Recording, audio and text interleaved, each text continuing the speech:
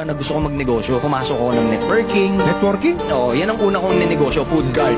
Parang gusto ko magpasalamat sa buong network marketing industry. Yung knowledge na binigay sa akin ng network marketing industry. Kung ba't mo ako narinig ganito magsalita ngayon? Dahil sa networking. Dahil sa networking lahat. Malaki yung porsyento ng utang ko kung bakit nasan ako ngayon. Yung negosyo po na medyo nakaluwag-luwag po ako, nag-networking po ako. Yung literal, wala eh. Ibentahan kita ng produkto. Mag-networking ka. Pwede yan. Konting abilidad yan eh. Tama.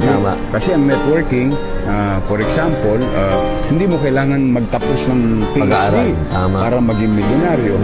Marami lang umabuso na ilang mga individual, but this type of industry is very effective for any person. All walks of life.